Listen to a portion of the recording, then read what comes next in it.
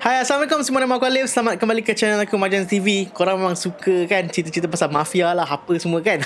So pada hari ni aku ingin sambung cerita pasal mafia. Since ramai orang yang minta, since ramai yang suka, jadi aku hari ni nak berkongsi dengan korang. Aku nak share sedikit cerita tentang bagaimana startnya family mafia ni berada dekat New York kan. Daripada Italy tu, macam mana mafia ni punya geng boleh wujud, macam mana mereka boleh start buat crime, macam mana mereka boleh buat itu buat ini, dan macam mana ada 5 family tu, dan bisnes apa yang mereka buat kat New York sampai kaya raya semua ni kan. So pada hari ni aku akan berkongsi dengan korang pasal benda-benda tu lah. Simple basic explanation saja, hanya untuk menambah sedikit pengetahuan ataupun general knowledge lah orang kata. Tanpa melengahkan masa, jom kita start video ni. Tapi bagi mereka yang baru sampai, jangan lupa subscribe channel ni. Thank you so much sebab sudi klik dan subscribe. Dan bagi mereka yang dah lama tengok video aku, dah beratus-ratus video aku korang tengok, dah berjam-jam korang spend kat channel aku, yang tapi tak subscribe lagi tu, korang dah kenapa?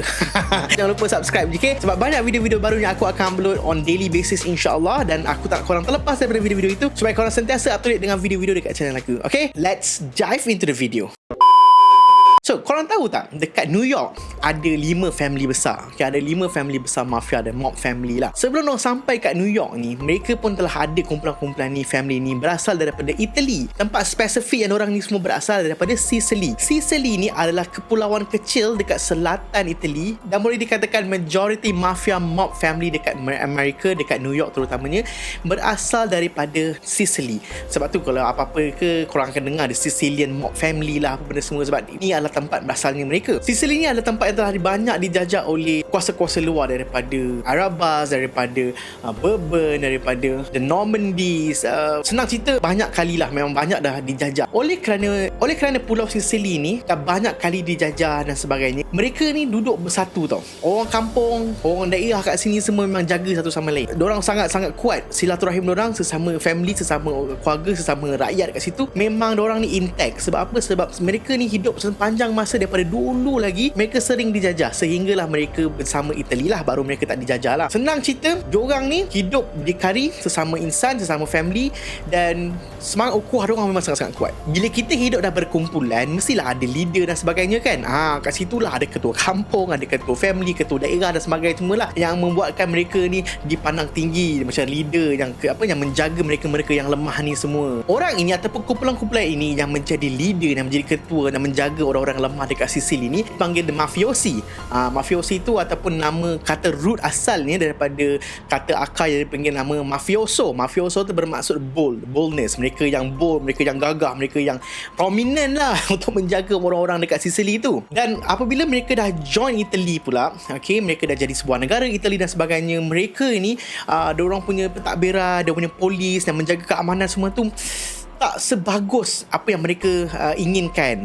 Banyak terjadi rompakan, banyak terjadinya pecah masuk dan sebagainya. Jadi kehidupan mereka ni tak boleh nak rely sangat dengan polis, tak boleh nak rely sangat dengan pihak berkuasa kat sana. Jadi geng-geng mafiosi ni lah yang menjaga bisnes, yang menjaga kebun, yang menjaga rumah orang-orang sekeliling ni.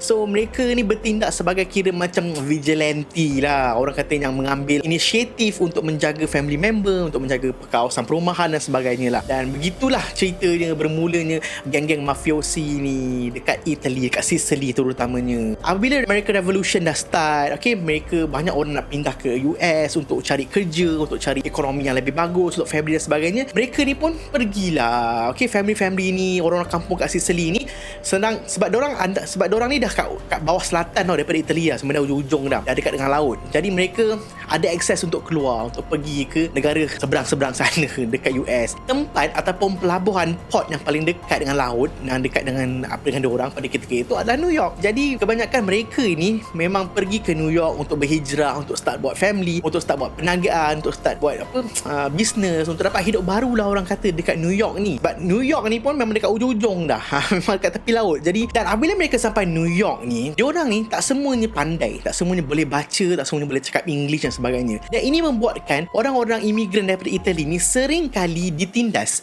ditipu, macam-macam lah diperlakukan oleh orang Amerika. Dan apabila perkara sebegini berlaku, maka geng-geng mafiosi semua tu pun macam perlulah untuk tampil untuk membantu orang-orang dia, untuk orang-orang Itali ni supaya tidak ditipu dan sebagainya. Dan mereka pun mereka membawa diorang punya ideologi, mereka membawa diorang punya semangat setiakawan tu semua. Sebab mereka ni ada yang pandai bisnes, yang boleh bercakap English dan sebagainya. Mereka menjadi orang tengah kepada pengusaha-pengusaha ataupun orang-orang yang run ekonomi dekat Amerika ataupun dekat New York pada ketika itu. Macam syarikat-syarikat US ni perlukan staff, perlukan pekerja dan sebagainya, mereka akan cari orang mafiasi ni, mafioso ni. Dia akan manage lah untuk bercerita, untuk jaga, untuk supply pekerja dan sebagainya.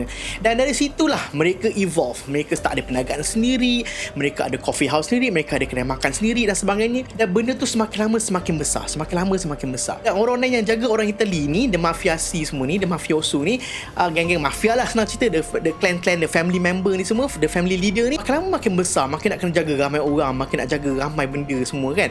Dan makin lama benda tu semakin grow, dan grup-grup ini jugalah dia start buat jenayah dan sebagainya. Sebab mereka dah start ada power, orang semua dah dengar cakap mereka, kawasan tu mereka dah jaga.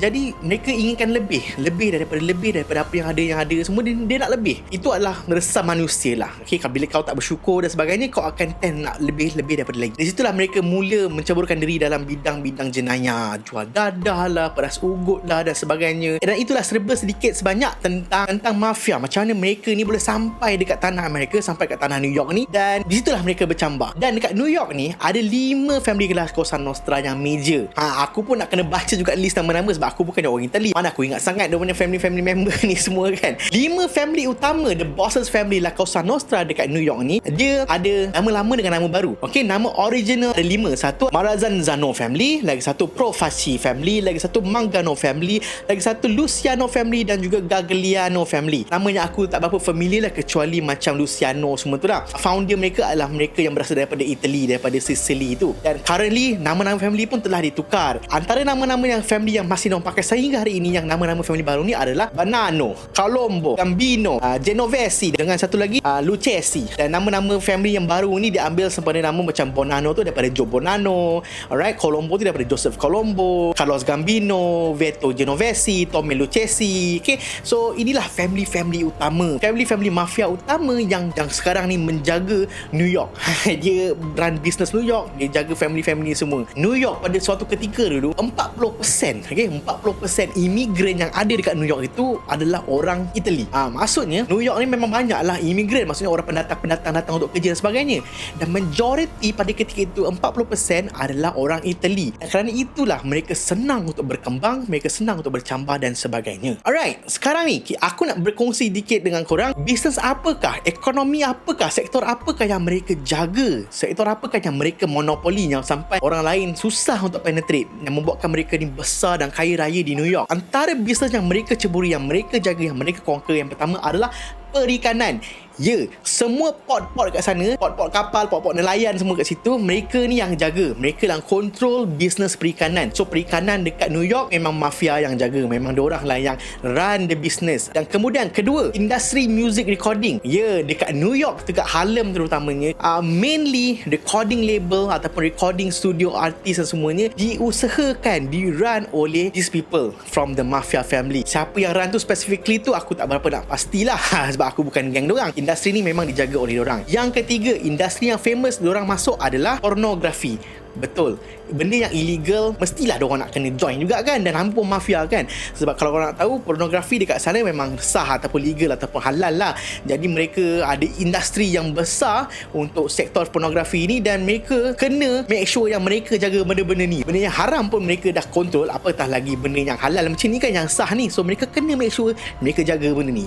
Keempat, bar. Okay, bar, club, tempat-tempat di mana mereka menjual alkohol, mereka kena make sure mereka cover benda ni. Sebab apa? Apabila mereka jaga, mereka run business bar ini, automatically mereka akan juga jaga business alkohol. Nampak tak? Mereka jaga the ekosistem. Yang kelima, mereka juga run ataupun menjaga ataupun buat business pizzeria dan juga restoran. Kedai makan adalah tempat yang paling mudah untuk mereka cuci duit. Restoran daripada restoran yang paling murah, restoran cikai pizza RM1, sehinggalah fine dining yang paling expensive, yang paling gila dekat New York ini, kebanyakannya di run ataupun di handle oleh mafia. Yang Yang keenam, mereka dah start main besar sikit. Mereka jaga real estate. Mereka menjaga tanah-tanah dekat New York. Mereka menjaga building. Mereka menjaga benda-benda ni semua. Kenapa? Sebab apa mereka menjaga semua real estate ni? Sebab inilah tempat-tempat mereka untuk beroperasi. Apabila mereka jaga tempat-tempat ini, jadi mereka boleh kontrol keluar masuk. Mereka boleh menjaga siapa yang beli, siapa yang jual, siapa yang duduk. So mereka tahu actually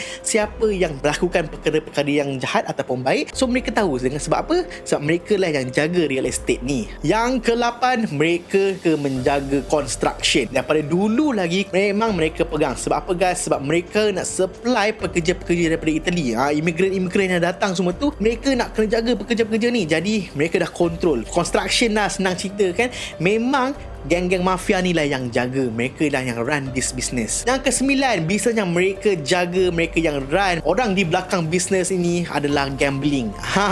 Tidak lain dan tidak bukan, bisnes judi ni haruslah dijaga oleh mereka yang kaya raya. Okay, mereka yang ada backup besar, mereka yang ada kuasa untuk pergi ugut orang, ambil hutang, kutip sana sini. Dan gambling ni tidak larilah daripada semua benda tu. Dan mereka antara yang jaga gambling halal dan juga gambling haram dekat sana. Dan akhir sekali, yang ke-10, bisnes yang paling aku tak sangka yang mereka kontrol adalah pembuangan sampah. Yes, garbage hauling dan juga waste management.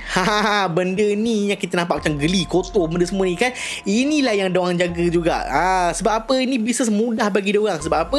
Sebab semua orang buang sampah, semua orang berak, semua orang mengeluarkan waste tau. Jadi, apakah cara yang lebih sesuai untuk diorang kontrol the business dengan cara macam ni? Lagi satu, korang kena faham, mereka ni juga banyak buat benda-benda yang haram, buat dadah dan sebagainya apa semua kan. Jadi mereka perlu ada tempat untuk melupuskan benda-benda yang bertoksik dan sebagainya. Jadi di manakah cara ataupun apakah cara yang lebih baik untuk diorang kontrol, untuk diorang cover benda ni dengan mereka own business waste management ataupun garbage hauling ni. Dengan cara ini, apa benda yang mereka lupuskan dekat tanah New York itu, dekat kat pulau New York itu, kat bandar New York tu, semuanya mereka boleh kontrol. Benda yang keluar masuk, apa yang mereka nak lupuskan, apa yang mereka nak hancurkan, musnahkan, apa semua mereka boleh kontrol.